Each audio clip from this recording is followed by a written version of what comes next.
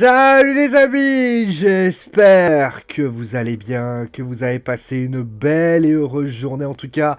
Moi je me suis bien amusé, c'était bien sûr le 1er novembre, un bien de fête à toutes les personnes qui bien évidemment ont perdu un proche, forcément c'est déjà arrivé. Mais bien évidemment nous allons parler de ce qui s'est passé lors du show rouge de WWE Raw. Bien sûr demain vous aurez bien le débrief de WWE SmackDown. Et donc, pour information, j'ai déjà commencé à vous le signaler. Je tiens à le dire parce que c'est quand même quelque chose de très important. Il faut savoir que il n'y aura pas le débrief de Crown Jewel.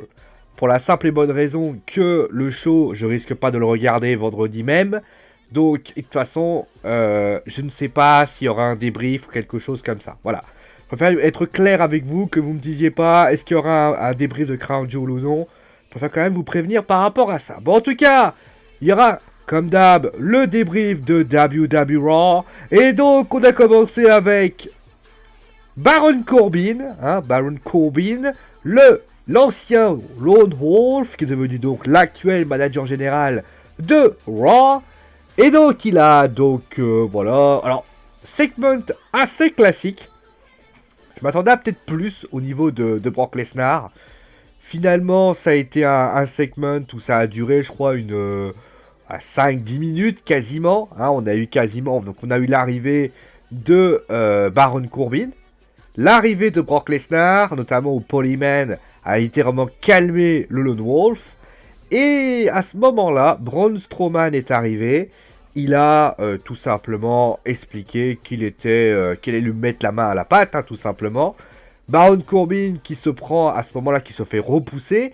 Il attaque Braun Strowman. Et devinez quoi, bah forcément Braun Strowman met le Power Slam. Brock Lesnar, par perfidité, voilà ce mot, eh bien, mais à ce moment précis, le Power Slam, le F5, le segment s'amène ainsi. Alors, segment relativement, j'ai envie de dire, assez court. On n'a pas eu trop envie de mettre en avant, on va dire, le show en lui-même. Enfin, le moment en lui-même. On s'est dit, bon, allez, on va faire ça rapidement.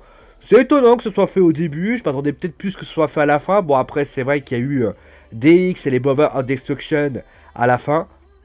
Mais j'ai trouvé que le mettre au début, c'était... Bon voilà, bon après ça reste un choix, ça se respecte, mais je m'attendais peut-être à ce qu'il le fasse, peut-être un peu plus tardivement, au milieu, mais pas au début. Peut-être mettre plutôt le moment intéressant de la soirée de la semaine dernière.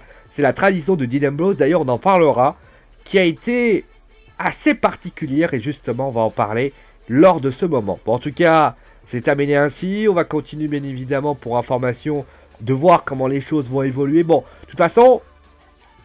Quand on a Brock Lesnar, on le sait, cela reste relativement modeste, hein, on n'a pas un truc de fou, mais clairement, c'était pas folichon, ils sont contentés du minimum. Après, reste à voir comment le match qui aura lieu à Crown Jewel, comment les choses vont être mises en place, pour ainsi dire. Voilà. On va passer maintenant à la suite avec donc le premier match de la soirée entre Finn Balor et Bobby Lashley. Alors, je vais être très clair. Alors, on va mettre la Riot Squad. Tiens. J'ai bien la Riot Squad. Je vais mettre en musique. Voilà. Je vais être très clair. Donc, c'était une victoire par disqualification de Finn Balor après l'intervention de Lio Rush. J'ai un réel problème avec Lio Rush. Lio Rush qui veut essayer, entre guillemets, de faire détester Bobby, en étant un petit peu, vous savez, le casse-pied de service, celui qui parle tout le temps, celui qui a tendance, entre guillemets, à se faire remarquer, ce qui est pas mal dans l'idée. Parce que quand on y pense, un mec qui passe son temps à faire... En plus, on voit Bobby Lashley, on voit Lio Rush. Voilà, Lio Rush, c'est plutôt, voilà, le mec qui parle, et finalement, voilà. Mais finalement... Je suis désolé de le dire, ça ne m'intéresse pas quand il parle. Même pendant les matchs, je trouve qu'il est agaçant. Alors, il y a deux façons de voir. Parce qu'il y a ceux qui sont agaçants, parce que, par leur présence, ils sont agaçants. Et vous avez ceux qui sont agaçants parce que t'as envie de leur dire ferme-la.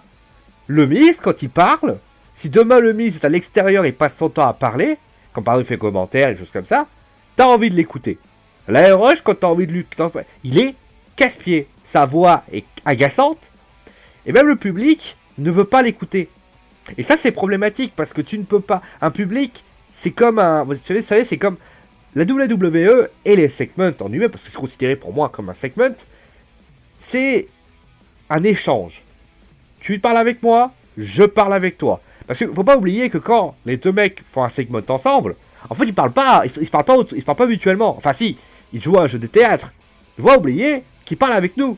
C'est nous qui doit convaincre. Parce que si on n'est pas convaincu par ce qu'ils disent, bah on va se dire, bah au final, bah pourquoi t'as ouvert ta gueule? Pardon de parler ainsi, mais c'est la réalité. Moi, si, je prends un exemple. Quand Paul Heyman y parle, il est certes agaçant parce que t'aimes pas ce qu'il dit. Mais, en termes de qualité, tu te dis, ce mec, eh ben il envoie du lourd. Vous voyez ce que je veux dire? Et donc, pour revenir au sujet, eh ben le Rush il m'énerve. Surtout que Bobby Lashley, en fait, quand tu vois Bobby et Finn Balor, c'était la deuxième rencontre, bah au final, tu te dis, il n'y a rien d'intéressant. Finn, il faut un match, mais qui est quasi... Voilà, il y a des choses qui évoluent, mais tu as le sentiment que tu n'as rien de plus. C'est juste pour accentuer l'éventuel heel turn qui va avoir lieu, parce qu'il est déjà lieu, mais déjà le heel turn ne prend pas. Bobby Lashley est une armoire à muscles, encore plus, parce qu'on lui a enlevé même son côté... Parce que le problème de Bobby Lashley, on va pas se mentir, c'est pas un problème de qualité. Bobby Lashley, quand tu vois la bestiole qui arrive, tu sens quand même qu'il y a une puissance. Ils ont voulu mettre la Rush en tant que manager. Prenez par exemple Dave Merrick, le manager des Author of Pain. Lui, quand il parle, enfin quand il est là, tu sens qu'il est là, il est intelligent. La Rush, on dirait un espèce d'excité qui s'énerve tout seul. Mais bon, c'est pas le débat. Au niveau du match, voilà, le match, il est intéressant, ça va. Mais c'est Finn qui le fait. C'est Finn qui fait le match. Bobby, tu vois pas l'impression de puissance. Moi, je m'attendais à ce que Finn, on ait une impression de puissance. Bobby Lashley, c'est la puissance incarnée. C'est le mec, il est dominator. Et le mec ne domine rien. Et il doit avoir l'aide d'un guignol qui s'appelle Rush pour pouvoir être crédible. Vous voyez la nuance? Prenez Braun Strowman par exemple. Braun Strowman, il n'a pas besoin d'avoir quelqu'un pour comprendre que c'est Braun Strowman. C'est Braun Strowman. Quand Bobby Lashley il arrive, Bobby Lashley avec un ou deux mouvements, tu sais que c'est Bobby Lashley. Il doit être le leader. Il doit pas avoir un mec à côté de lui qui fait le casse-pied de service. Et clairement, même la victoire par disqualification et donc la destruction de Balor après, mais elle est inintéressante. Je veux dire, le mec gagne perd par disqualification. C'est triste, quoi. Et en plus de ça, donc il obtient, d'ailleurs pour information, son droit à Crown Jewel, hein, pour ceux qui se poseraient la question. Donc il obtient son droit à Crown Jewel, hein, pour ceux qui se poseraient cette fameuse grande question. Alors pour ceux qui vous demander, donc à Crown Jewel, pour ceux qui se demandent, il va donc remplacer John Cena, qui on ne sait pas pourquoi a décidé que, alors je sais pas, alors, on va taper John Cena Crown Jewel, alors peut-être que j'ai l'explication mais je l'ai zappé, alors Crown Jewel, parce qu'au départ il devait y être, hein. Alors, Andy Orton d'ailleurs qui l'a pas mal taclé, hein. Alors, one take. Ouais, il a préféré ne pas venir, mais est-ce que j'ai... Alors, je pense que c'est pour ses convictions. Alors, Daniel Bryan ne le sera pas non plus, on en parlera peut-être plus demain. Attendez, est-ce que j'ai... Alors, attendez, est-ce que j'ai l'explication? Il est lors de la tenue du show s'opposant à ses convictions. Voilà, c'est une histoire de conviction. Alors, il faut savoir que c'est certainement lié à ce qu'a fait, voilà, ce qui s'est passé en Arabie Saoudite. D'ailleurs, on en parlera peut-être plus demain. Alors, je ne vais pas rentrer dans les espèces d'ambition politique, parce qu'on soit sûr de ça, C'est pas le but du Wrestling Show. Mais voilà un petit peu ce qu'on avait à dire. Bon, en tout cas, on va parler bien sûr de la suite. Avec le match à 10. Entre donc on avait Trish Stratus, Lita, Natalia, Sasha Banks et Bayley. De l'autre côté, nous avions la Riot Squad, la musique que vous avez entendue tout à l'heure. Et nous avions Mickie James et Alexa Fox. Bien sûr, Alexa Bliss, elle n'a pas lutté puisqu'elle souffre toujours d'une commotion cérébrale, si je me souviens bien. Alors, c'est compliqué toujours de voir ce genre de match, parce que c'est vrai qu'à 10, clairement, ça taille beaucoup. Je trouve que on en parlera peut-être plus au niveau d'Evolution, au niveau des compétences individuelles de chacune. On va dire au niveau du match, j'ai apprécié que tout de même, il y a eu des belles intensités, il y a eu de la belle envie. Après, la victoire encore de Natalia est quand même étonnante.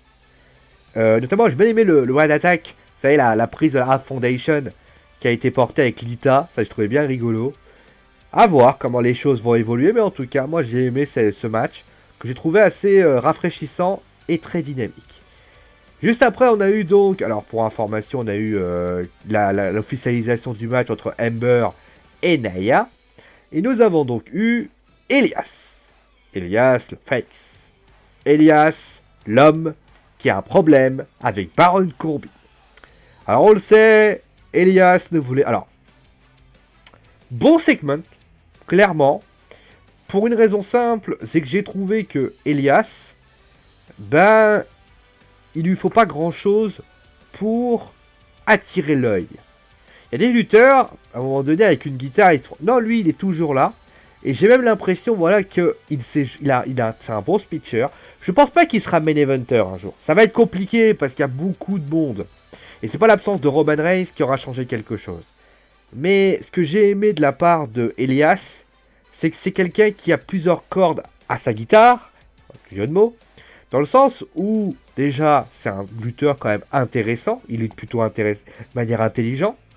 2, il speech plutôt bien.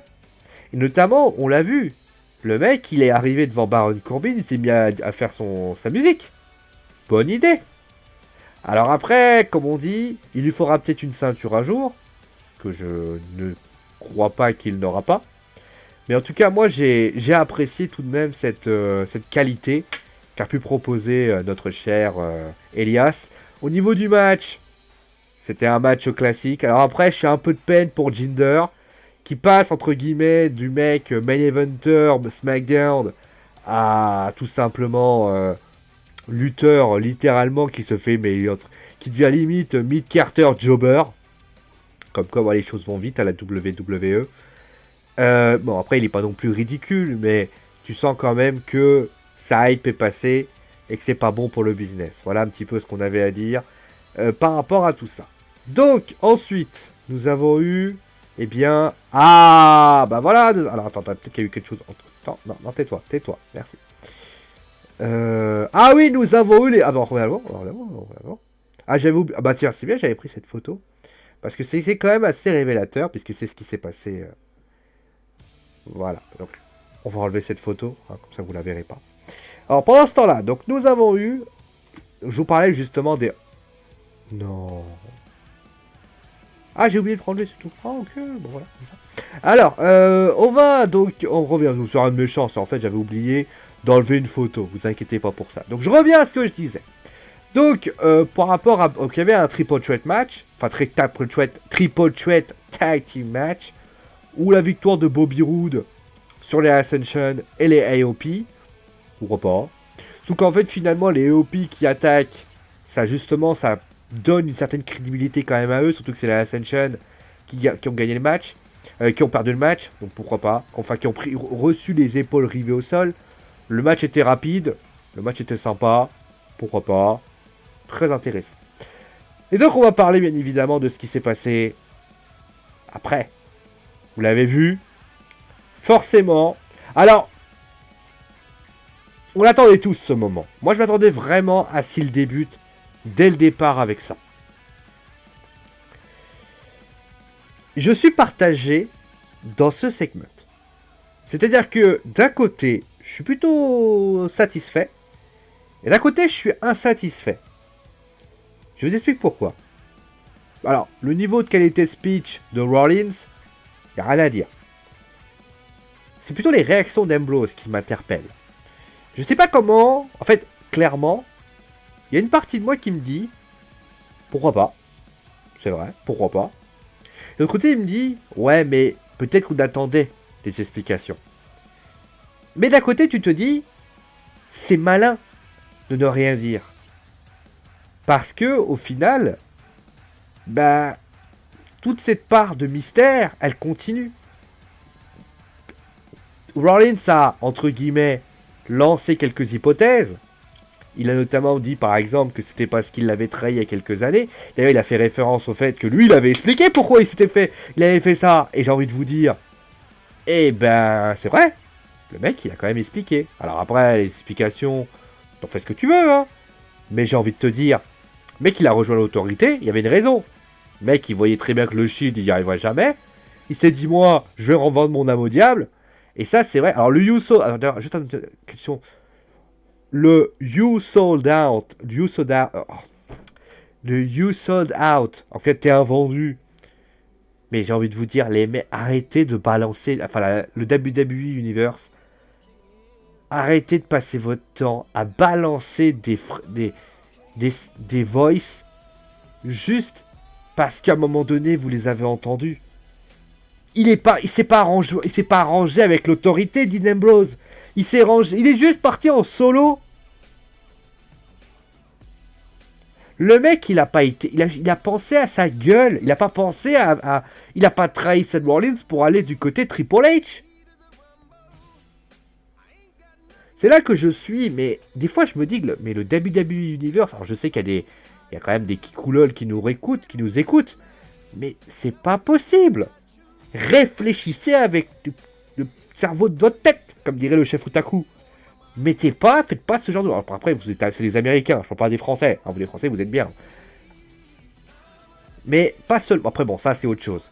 Pour revenir au sujet, j'ai trouvé que le silence, en fait, d'Ambrose était très énigmatique. Et tu te dis après, au final, bah, c'est une bonne idée, en fait. Parce que tu te dis, en fait, ce mec-là, en ne disant rien, mais il a tout dit. En fait, quand tu lis entre ces lignes, en fait, tu te dis, mais je t'ai trahi parce qu'à un moment donné, j'avais juste envie de te trahir, mec.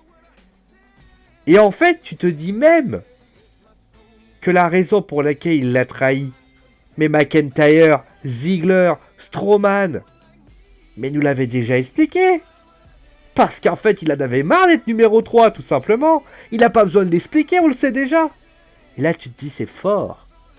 Parce que Rollins, il s'énerve tout seul. Et en fait, au final, Ambrose, d'ailleurs, tu le vois, quand il commence à arriver, Ambrose, il se casse. Et c'est encore plus fort. Ça veut dire que le mec, ouais, bon, il part pas en courant comme un petit con, comme tu sais, ceux qui partent. Non, il fait demi-tour et il s'en va. Encore un moment très fort. C'est là qu'on voit, comme je dis souvent, la qualité. La qualité d'un homme. Et je pense que, alors, après, comme on dit, il faudra qu'il perdure avec le temps. Parce que, bien évidemment, j'espère qu'ils feront pas la Dean Ambrose lâche. C'est absolument pas son rôle, c'est absolument pas sa mentalité. Et s'il décide d'en faire un comme ça, j'ai peur que ça ne suive pas. Mais bon, ça sera après. Mais le fait d'avoir ce silence très tendu, c'était une bonne idée par rapport à tout ça. Donc après, avoir ça. Donc après, on a eu, si je me trompe pas, on a eu quelques matchs. Hein. Ouais. Donc on a eu après Charlie Caruso. On a eu Nia Jax contre Ember Moon. Alors, justement, je vais en parler de ça. Parce qu'il y a des moments, justement, parce que ça tranche avec ce que je vais vous expliquer après. Ah non, on peut pas mettre ça. Bah, voyons, on va mettre ça. Voyons, on peut pas mettre ça. Réfléchissez. Ce mariage, on peut pas être rigolo. Voyons. Donc, pour revenir à ce que je disais. Moi, ce qui m'a... Alors, là, vous allez voir que... Là, c'est... Vous allez vous dire, mais... Putain, mec, tu dis le contraire de ce que tu viens de dire tout à l'heure. Il y a 5 secondes. Mais je vais expliquer pourquoi. Alors, le match est intéressant. La victoire de Nia est quand même logique dans le sens où elle remporte elle avait remporté donc la veille. Et plus important, la victoire d'Ember aurait pu précipiter le heel turn de Nia, ce qui n'était pas d'actualité. Voilà, ça déjà chaud. Mais c'est l'intervention de Tamina qui est étrange. Je vous explique pourquoi. Tamina arrive, je sais pas la photo, hein. Tamina arrive, elle monte, donc a priori elle cause la défaite d'Ember, elle monte sur le ring, regarde Nia pendant à peu près 5 secondes, parce que je sais pas, elle trouve peut-être belle, fait demi-tour et se casse. Mais j'ai envie de dire non. Non. Moi ce que j'aurais aimé de la part de Nia, c'est que soit, en fait Nia elle a joué un peu son rôle, elle a été un peu interloquée. Mais moi ce qui m'a beaucoup gêné, je vais vous dire la vérité, c'est surtout le fait que moi j'aurais aimé une action de Tamina pour marquer l'événement. Que Tamina, entre guillemets, monte sur le ring et qu'elle fasse quelque chose. Et qu'on voit comment Nia réagisse. C'est ça qu'on aurait aimé. Parce que, je vais prendre un exemple. Vous prenez, je vais vous montrer pourquoi. Parce que vous allez me dire, mais là, Sio, t'es que tu te fous un peu de notre gueule. Là, t'es en train de dire exactement le contraire de ce que tu as dit il y a 5 secondes. Je vais expliquer pourquoi. Tamina et Nia se cherchent depuis quelques semaines. Ça cherche et Ember est entre les deux.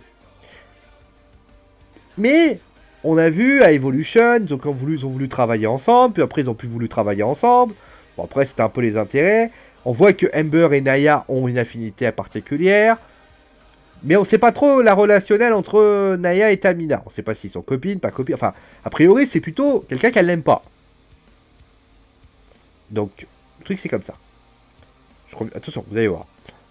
Mais il n'y a jamais eu de mention. Tamina est arrivée comme ça. Il n'y a pas eu vraiment d'explication sur pourquoi Tamina est arrivée. Elle est juste arrivée comme ça. Mais le problème, c'est que vous prenez... Et ça, en fait, on ne sait pas ce qu'elle fait. Alors c'est bien, d'un côté, vous dites oui, mais... Il y a un côté énigmatique, c'est plutôt intéressant, Sio.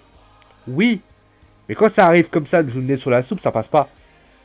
Alors, on va revenir sur ce qu'a fait Dean Ambrose. Parce que vous allez me dire, oui, mais Dean Ambrose, il a fait la même chose. Non.